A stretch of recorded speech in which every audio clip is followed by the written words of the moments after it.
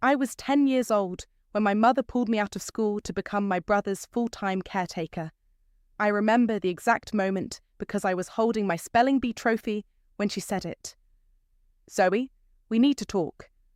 My name is Zoe, and that conversation 25 years ago shaped everything that came after.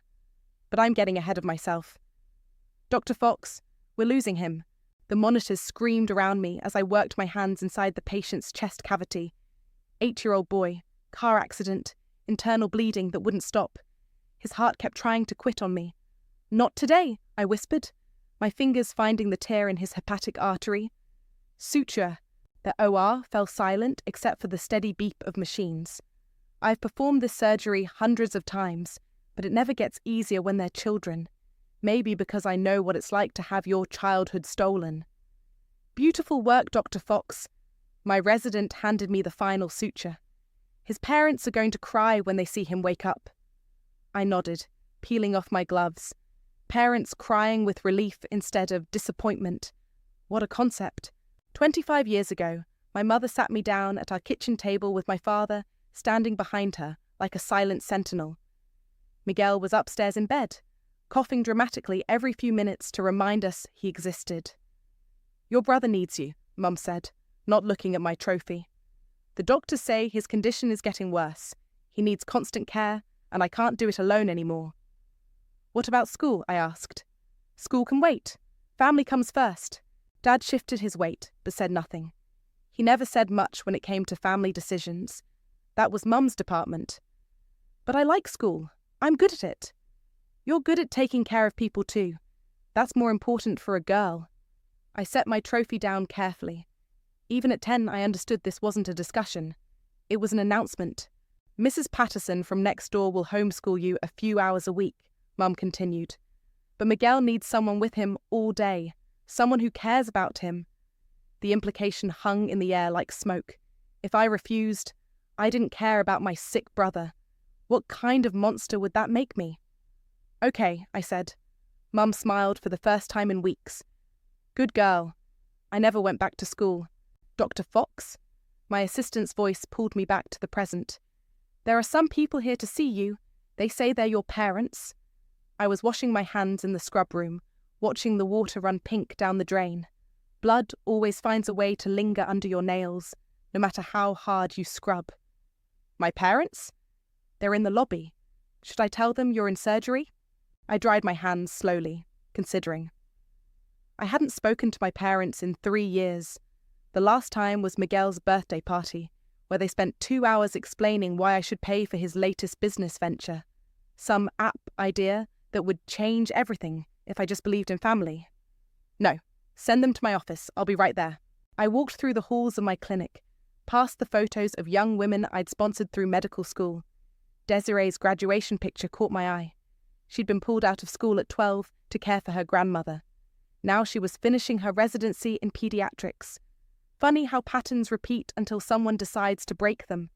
I could hear their voices before I reached my office door. Mum's sharp tone, Dad's mumbled responses. They sounded older, more desperate than I remembered. "She has to help us," Mum was saying. "After everything we did for her." I paused with my hand on the doorknob. Everything they did for me, like stealing my education was a gift, like making me invisible was love. I opened the door, and there they were. Older, greyer, wearing the kind of clothes you buy at discount stores. Mum's purse was held together with duct tape. "Zoe!" Mum stood up, arms outstretched, like we were long-lost friends instead of estranged family. "You look wonderful, so successful." "Hello, Mum." "Dad." Dad nodded, uncomfortable in his chair. He'd always been uncomfortable around me, like he knew something was wrong, but couldn't name it. "We need to talk," Mum said, settling back into her chair. "It's about Miguel." Of course it was. I sat behind my desk and folded my hands. "I'm listening," but I wasn't just listening. I was remembering. And planning. The smile I gave them didn't reach my eyes.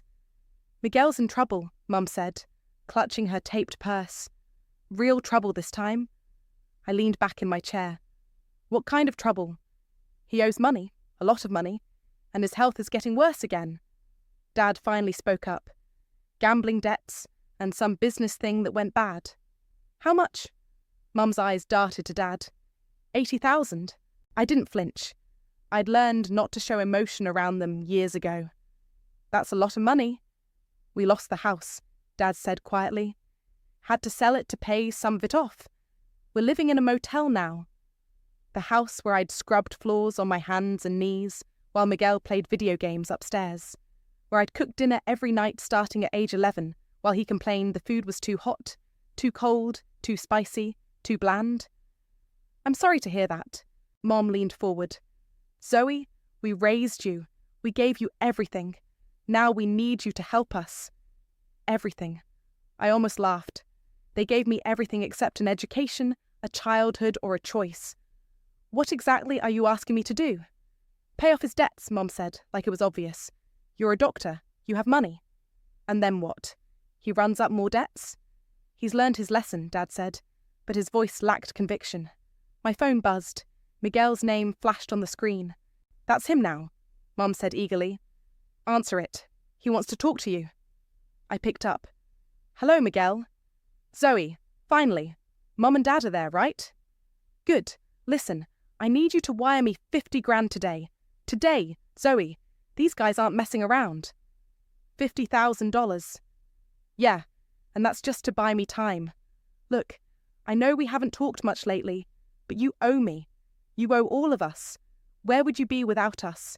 We made you who you are. I watched my parents' faces as Miguel's voice carried through the speaker. Mum nodded along like he was making perfect sense. How did you make me who I am, Miguel? Are you serious right now? I was sick, Zoe. Really sick. You got to learn responsibility by taking care of me. That's why you're good at being a doctor now. You should be thanking me. The room went quiet except for Miguel's breathing on the other end. And all those years you spent homeschooling me, I said. Oh, wait. That was Mrs. Patterson. For 2 hours a week. Don't be dramatic. You got educated. And all those college applications you helped me fill out? Oh, wait. I wasn't allowed to apply to college. Zoe, Mum interrupted. This isn't the time for... And all those times you cooked dinner, did laundry, cleaned the house while I recovered from being sick. Oh, wait. That was me doing all of that while you played video games. Miguel's voice got sharp. I was sick, Zoe. I had asthma and chronic fatigue and... You had asthma that mysteriously disappeared whenever your friends came over, and chronic fatigue that never stopped you from staying up all night gaming. You don't know what you're talking about. I know I spent my entire childhood as your unpaid nurse, while you got every opportunity I was denied. Dad shifted uncomfortably. Zoe, maybe we should... Tell her she owes us, Miguel shouted through the phone. She'd be nothing without us. Nothing. I hung up. The silence stretched between us. Mum's face had gone red. He's under a lot of stress, she said finally. I can see that. So you'll help us? Dad asked. I stood up and walked to my filing cabinet. I need to think about this. It's a big decision. Mum's face lit up. Of course it is. Take your time, but not too much time. Miguel needs to figure out his own life.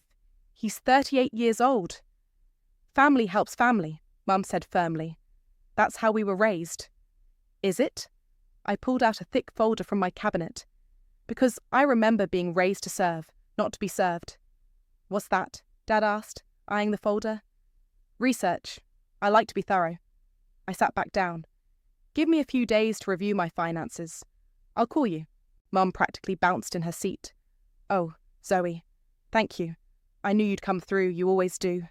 They gathered their things, Mum chattering about how proud she was, how she always knew I'd be successful, how family was everything.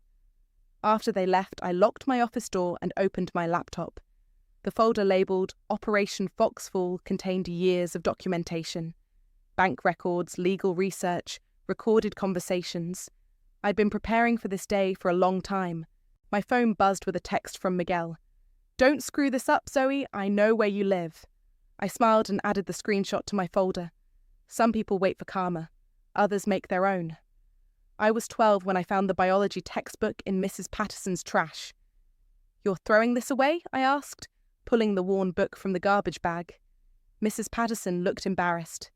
It's outdated. The school got new ones. Can I keep it? She glanced toward my house, where Mum was watching from the kitchen window. I don't see why not, but maybe don't mention it to your mother. That night, after Miguel finally fell asleep and I'd finished cleaning the kitchen, I hid under my blankets with a flashlight and read about cells and organs and how the human body worked. It was like discovering a secret language. Adeline, I need to see you. My best friend since childhood was now a paralegal at Morrison & Associates downtown. We met at a coffee shop near her office, the same place we used to sneak to when we were teenagers. You look like you're planning something, she said, sliding into the booth across from me. My parents came to see me yesterday. Oh no, what did they want? Money, lots of it. Miguel's in debt again. Adeline stirred her coffee slowly. And you're going to help them? In a way. I pulled out a manila envelope and slid it across the table.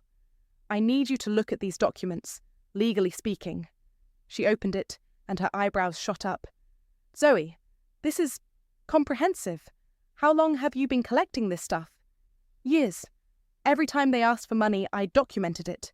Every guilt trip, every manipulation. I recorded conversations when I could. This labor calculation. She flipped through pages. You tracked every hour you worked as their unpaid caretaker, starting from age 10. Cooking, cleaning, nursing Miguel, grocery shopping, bill paying. I used minimum wage rates for each year. Adeline whistled low. This comes to over $200,000 in unpaid labor. That's conservative. I didn't include overtime or hazard pay for dealing with Miguel's tantrums. She kept reading. And this inheritance documentation? Dad changed his will when I was 16. Everything goes to Miguel. The house, the life insurance, everything. I'm not even mentioned. Did you know about this? I suspected. I found the papers when I was doing their taxes one year. Made copies. Adeline looked up at me. What are you planning, Zoe? I leaned forward. I'm planning to tell the truth, publicly. Like a social media post. Like a video. A detailed account of what my childhood was really like. No lies, no exaggeration, just facts. That could go viral, especially with everything happening online about toxic families. That's the idea. She closed the folder. You know they'll never forgive you for this. Good. I don't want their forgiveness. I want my freedom. The next morning, I met with Desiree at my clinic. She was one of my first scholarship recipients, now in her final year of medical school. Dr. Fox, I wanted to thank you again, she said, settling into the chair across from my desk. The scholarship saved my life. Tell me about your family situation. When you applied, you mentioned your mother tried to pull you out of school. Desiree's face darkened.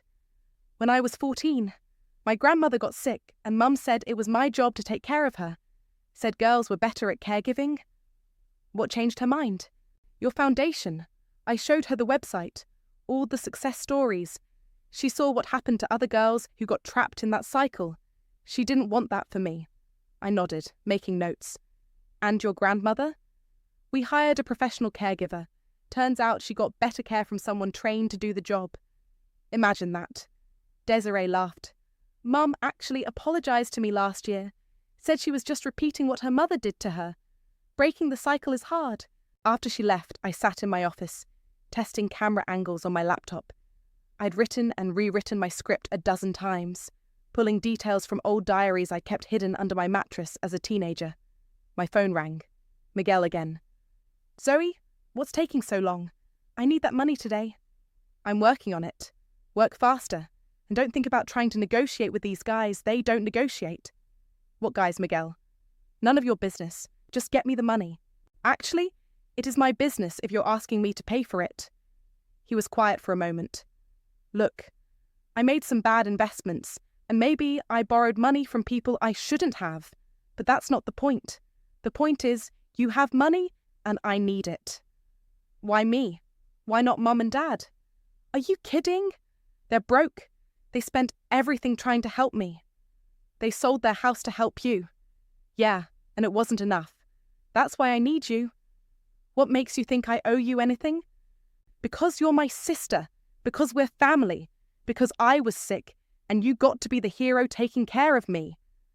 I started recording the call. Tell me more about how sick you were, Miguel. I had chronic fatigue syndrome and severe asthma. The doctors said I could die if I got too stressed. Which doctors? What do you mean, which doctors? I mean names, dates, medical records, because I'm a doctor now, and I'd love to review your case files. Silence. Miguel, just get me the money, Zoe. Stop being difficult. He hung up. I saved the recording and added it to my folder. Then I opened my laptop and hit record on the camera.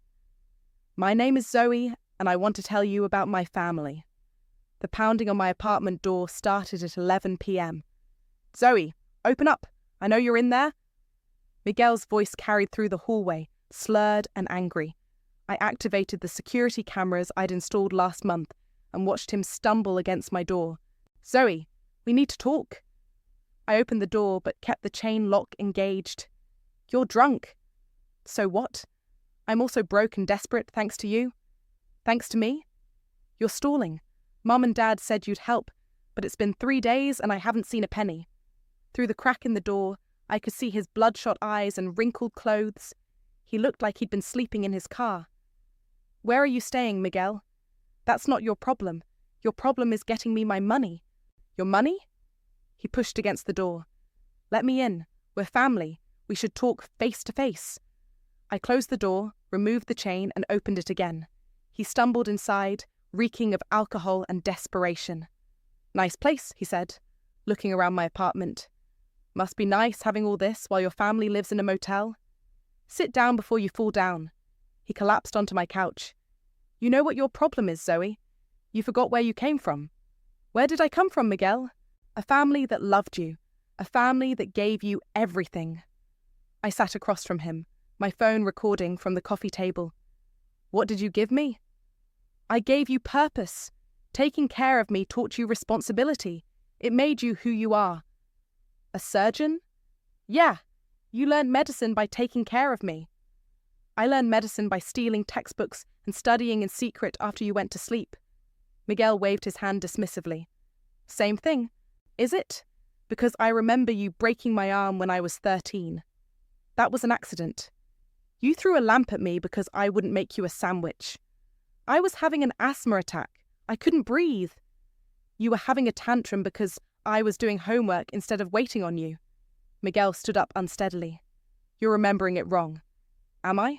Because I still have the hospital records. His face went pale. What hospital records? From every time you hurt me, every accident, I kept everything. You're lying. I walked to my filing cabinet and pulled out a folder. Broken arm, age 13. Concussion, age 15 when you pushed me down the stairs. Second-degree burns, age 16 when you accidentally spilled boiling water on me. Those were accidents. The police report from when you threatened me with a knife says otherwise. Miguel sat back down hard. You called the cops on me? Mom made me drop the charges. Said it would hurt the family's reputation. I was sick, Zoe. I wasn't thinking straight. You were perfectly fine when your friends came over. Funny how your chronic fatigue disappeared whenever Edwin showed up. Edwin's a good friend. Edwin's an enabler who's been mooching off you for 20 years. Miguel's phone buzzed. He looked at it, and his face went white. What is it? Nothing, just, I need that money, Zoe, tonight. Or what? Or things get complicated. I leaned forward. Are you threatening me? I'm not threatening anybody, but other people might be. What people, Miguel? Look, I borrowed money from some guys to invest in this cryptocurrency thing. It was supposed to be a sure thing. Let me guess. It wasn't. The market crashed. I lost everything. And now they want their money back with interest. How much interest? 20% per week. I did the math. So your $50,000 debt is now what? $80,000. 95 as of today. And tomorrow? More. Miguel put his head in his hands. I'm in deep, Zoe. These aren't the kind of guys you negotiate with. Then maybe you shouldn't have borrowed from them. I was desperate. Mum and Dad needed help with the house payments and I thought I could make some quick money. By gambling. By investing. In cryptocurrency you knew nothing about. Edwin said it was a sure thing. I almost laughed. Edwin, the guy who's been unemployed for 5 years. He knows about computers. He plays video games, Miguel. That's not the same thing. Miguel stood up again, pacing now. This is all your fault. How is this my fault? If you'd helped us years ago, I wouldn't have had to take risks. If you'd shared what you have, none of this would have happened. What I have, I earned. With skills you learned taking care of me. I learned those skills despite you, not because of you. He stopped pacing and stared at me. You really hate us, don't you? I don't hate you, Miguel. I pity you. Pity? You're 38 years old, and you've never held a job for more than 6 months. You've never paid rent, never cooked a meal, never taken responsibility for anything in your entire life. I was sick. You were spoiled. There's a difference. Miguel's face twisted with rage. You think you're so much better than us. I think I'm different than you. And I worked very hard to become different. He moved toward me, his fists clenched. Maybe it's time someone reminded you where you belong. Don't. Or what? You'll call the cops again? I won't have to. I gestured toward the cameras mounted in the corners of my room. Everything you've said tonight is being recorded and uploaded to a secure server. Miguel looked around, finally noticing the cameras. You're recording me. I'm protecting myself. From your own brother? From the person who's threatened me, stolen from me, and hurt me my entire life. He stared at the cameras, then at me. You're really going to destroy us, aren't you? I'm going to tell the truth. What happens after that is up to the world to decide. Miguel walked to the door, then turned back. I know where you work, Zoe. I know your routine. Don't think this is over. After he left, I checked the camera feeds. Everything had uploaded perfectly. I opened my laptop and added the new footage to my growing collection. Tomorrow, the world would meet my family. We came as soon as we could, Mum said, rushing into my office the next morning. Miguel said you wanted to see us urgently. Dad followed behind her, looking nervous. Is everything okay? Miguel seemed really upset when he called. I gestured to the chairs across from my desk. Please sit down. I have something for you. Mum's eyes lit up. Oh, Zoe, I knew you'd come through. I told your father. I said, Zoe's a good girl. She'll help her family. I reached into my desk drawer and pulled out a thick manila folder, at least 2 inches thick. This is everything you need. Dad leaned forward. Is that the loan paperwork? Something like that. I slid the folder across the desk. Mum grabbed it eagerly, her hands shaking with excitement. Oh, honey, thank you. Thank you so much. I knew we could count on you. She opened the folder and her smile froze. The first page was a spreadsheet titled Unpaid Labour, Zoe Fox, ages 10-18. Below it were columns: date, task, hours, hourly rate, total. What is this? Mum asked, her voice smaller now. Keep reading. Dad pulled the folder toward him. His face went grey as he scanned the numbers. $237,000, he read aloud. That's what you owe me, I said calmly. For 8 years of unpaid domestic labour, child care and nursing services. Mum flipped to the next page. Medical records? Documentation of every injury Miguel caused me. Every hospital visit you made me lie about. Zoe, what are you doing? I'm showing you the truth. Dad found the inheritance documents. How did you get these? I made copies when I was doing your taxes. You remember, when I was 16 and handling all your financial paperwork because Miguel was too sick to learn basic math. Mum's hands were shaking now. This is legal documentation. Keep going. The next section contained screenshots of text messages, transcripts of recorded phone calls, and witness statements from neighbours who remembered my childhood. You recorded us? Dad asked. I documented our interactions, for my own protection. Mum reached the final section and gasped. A restraining order application? Pre-filled and ready to file. Miguel's threats last night were the final piece I needed. Dad stood up abruptly. Zoe, we're your parents. We love you. Do you? Because I have 8 years of evidence suggesting otherwise. We did our best, Mum said. tears starting to form. Miguel was sick. We needed help. Miguel had mild asthma that he outgrew by age 15.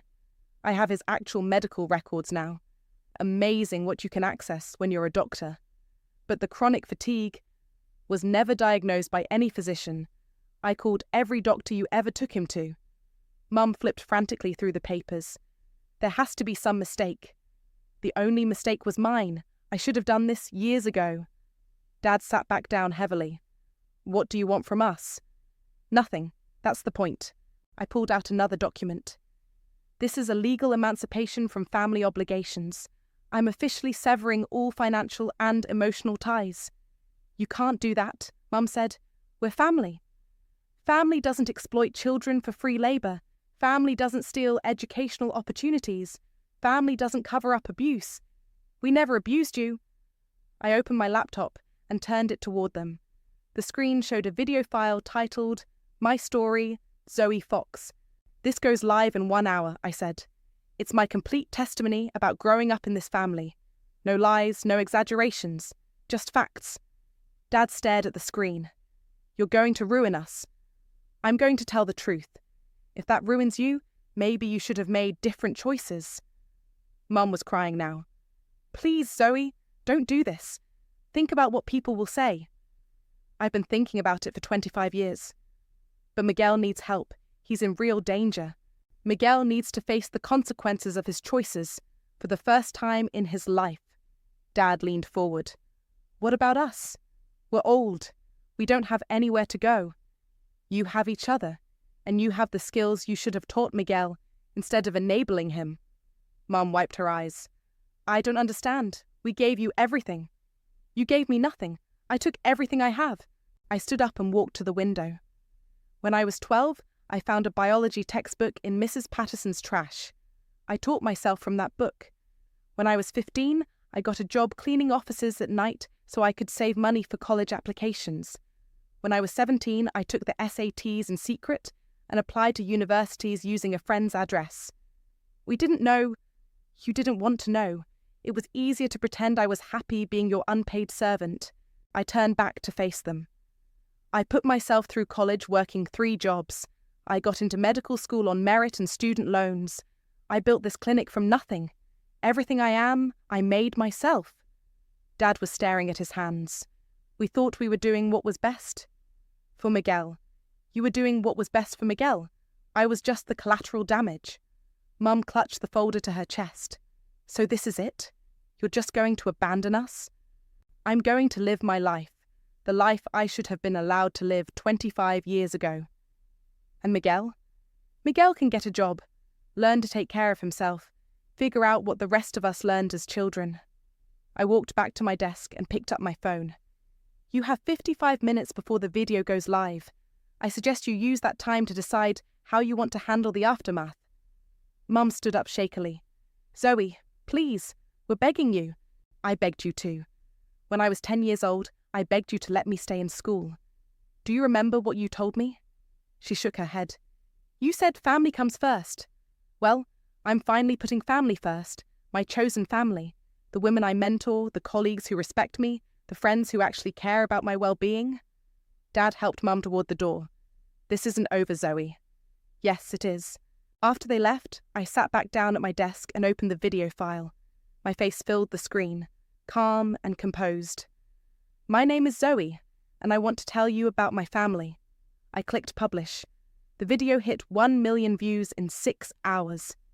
Dr. Fox, your phone hasn't stopped ringing, my assistant said, looking overwhelmed. News stations, podcasters, people wanting to share their stories. I was in surgery when it went viral, so I missed the initial explosion. By the time I checked my phone, there were 3,000 comments and the number kept climbing. This is my childhood exactly. Thank you for speaking up. My parents did the same thing to me. I thought I was the only one. The golden child syndrome is real. My brother got everything while I got nothing. Adeline called during my lunch break. Zoe, have you seen the news? Channel 7 is running a segment about your video. I turned on the TV in my office. A reporter stood outside a house I recognized as my parents' old neighborhood.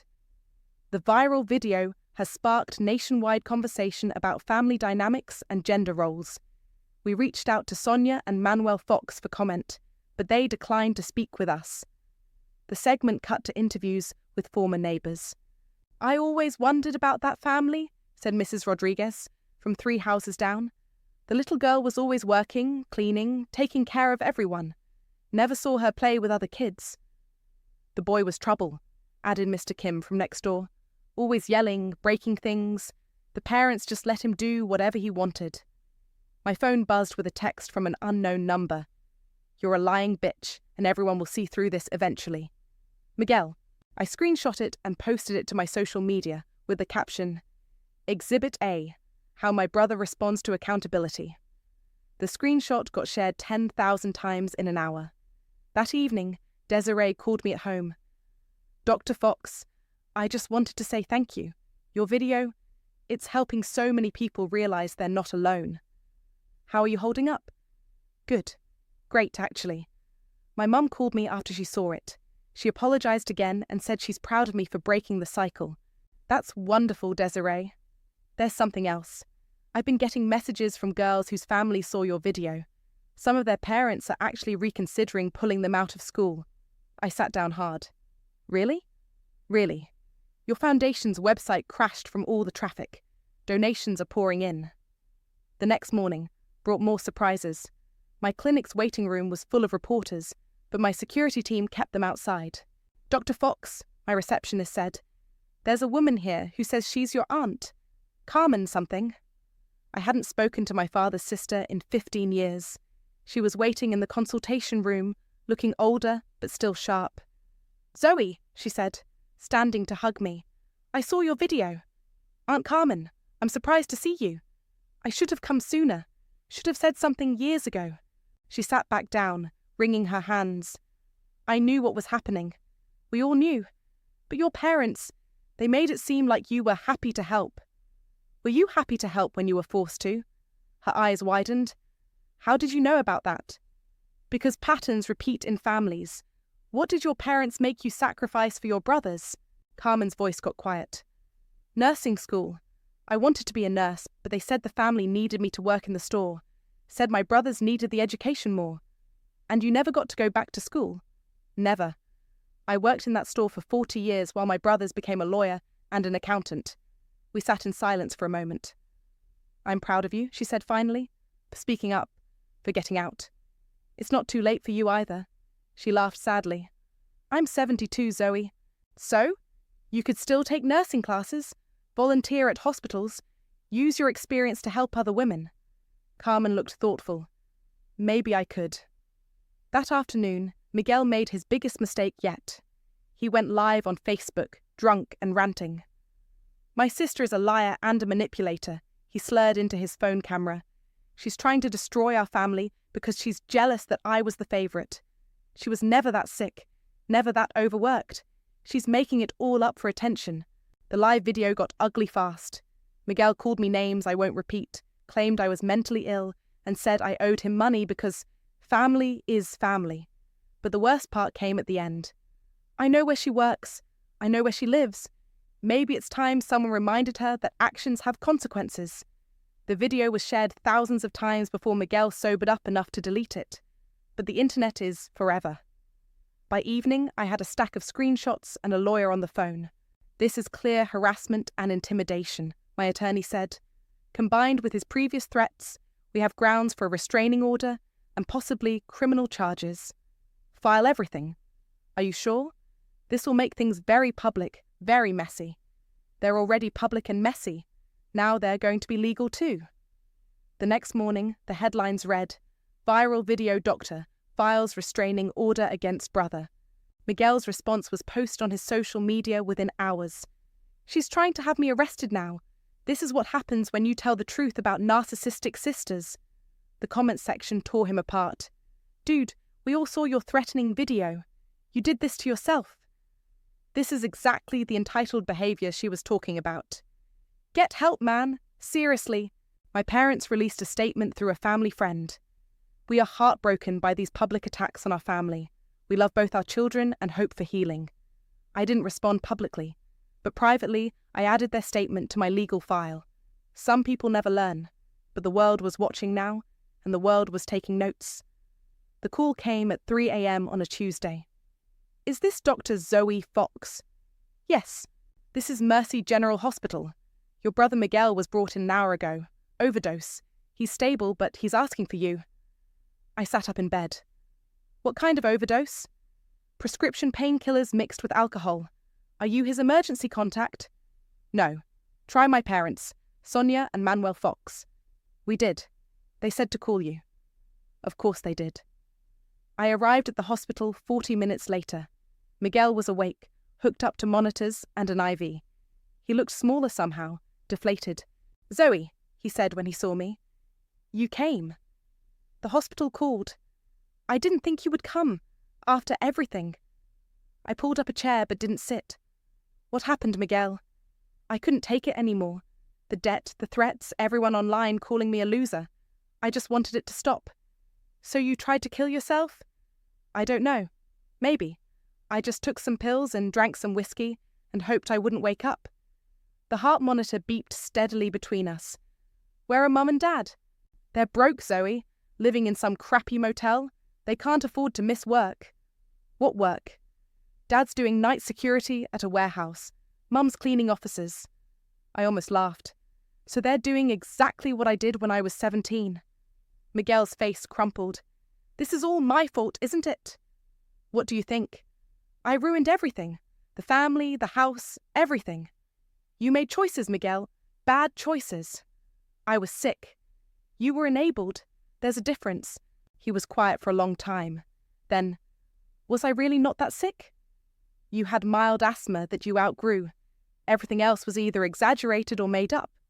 But I felt sick all the time." "You felt entitled. When entitled people don't get what they want, they feel sick." Miguel stared at the ceiling. "I never had a job." "I know. I'm 38 years old and I've never paid rent, never cooked a meal, never done laundry." "I know. I don't know how to do anything." "You could learn." He looked at me. "Would you teach me?" "No." "Why not?" "Because I'm not your caretaker anymore. I haven't been for 20 years. But I don't know where to start." "The same place everyone else starts, with the basics. Get a job, any job. Learn to take care of yourself." "What about the debt?" "File for bankruptcy. It's not the end of the world. Those guys I owe money to. We'll have to get in line with your other creditors. That's how bankruptcy works." Miguel was quiet again. Then, "I saw your video." "And? You weren't lying, were you? About any of it?" "No. I really hurt you." "Yes. I'm sorry." I looked at him lying there, finally seeing himself clearly for maybe the first time in his life. "I know you are." "Does that change anything?" "No." "Why not?" "Because sorry doesn't give me back my childhood. Sorry doesn't undo 28 years of abuse and neglect. Sorry is just a word, Miguel." "Then what do I do?" "You get better. You learn to take care of yourself. You stop expecting other people to fix your problems. And then? And then you live with the consequences of your choices, like everyone else does." A nurse came in to check his vitals. "How are we feeling, Miguel?" "Like garbage." "That's normal after an overdose. The doctor wants to keep you for psychiatric evaluation." After the nurse left, Miguel looked at me. "Will you visit me?" "No." "Ever?" "I don't know. Maybe someday.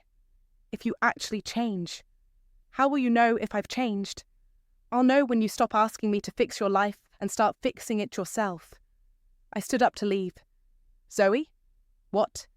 "I really am sorry. For everything." "I believe you, but sorry isn't enough anymore." I walked out of his room and didn't look back. In the parking lot, I called Adeline. "Miguel overdosed. He's alive."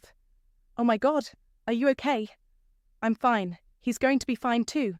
Physically, anyway. Are you going to help him?" "No. I'm done helping him. I'm done with all of them." "Good." "Adeline?" "Yeah?" "File the final papers tomorrow. I want the legal emancipation completed." "Are you sure?" "I've never been more sure of anything in my life." The next morning, the headlines read, "Viral video doctor's brother hospitalized after overdose." By afternoon, Miguel was trending on social media again, but not in a good way. This is what happens when you never learn accountability. Feel bad for the guy, but his sister isn't responsible for fixing him. 38 years old and still expecting his sister to save him. Pathetic. My parents released another statement. Our family is going through a difficult time. We ask for privacy and prayers. I didn't respond. I was done responding. That evening, I got a call from the International Medical Foundation. Dr. Fox, we'd like to inform you that you've been selected for this year's Humanitarian Award for your work with underprivileged women. Thank you. When is the ceremony? Next month, the same day, coincidentally, that your brother's bankruptcy hearing is scheduled. I smiled. Perfect timing. Some people call it karma. I call it justice. The garden behind my clinic had become my favourite place to think. I was watering the tomatoes when Desiree found me. Dr. Fox, there's someone here to see you. I looked up from the plants. If it's another reporter, it's not. It's a young woman. She says her name is Maria, and she needs help. I found Maria in my office, clutching a backpack and looking terrified. She couldn't have been more than 16. My mum wants to pull me out of school, she said without preamble. She saw your video and said she doesn't want me to end up bitter like you. I sat down across from her. What do you want? I want to finish high school. I want to go to college. I want to be a teacher. Then you should be a teacher. But my mum says family comes first. My grandmother is sick and they need me to take care of her. What does your grandmother say? Maria looked surprised. Nobody asked her. Maybe someone should. I called my assistant. Can you get Maria's grandmother on the phone? 10 minutes later, we had an elderly woman on speakerphone. Abuela, it's Maria. I'm here with a doctor who wants to talk to you. Hello, Mrs. Hernandez, I said. Maria tells me you need care. I need some help, yes, but not from Maria. She's too young. She should be in school. Maria's eyes filled with tears. But Mum said, Your mother is scared, her grandmother interrupted. She thinks if you get educated, you'll leave us behind. But education doesn't make you leave family. It makes you better able to help them. After Maria left with information about my scholarship program, I walked back to the garden. Adeline was waiting for me. The final papers came through, she said, holding up an envelope. You're officially legally emancipated from all family obligations. How does it feel? Like I can finally breathe. She handed me another envelope. This came too, from the International Medical Foundation. I opened it and smiled. The award ceremony is tomorrow. Are you nervous? No, I'm ready. The ceremony was held at the Grand Ballroom downtown.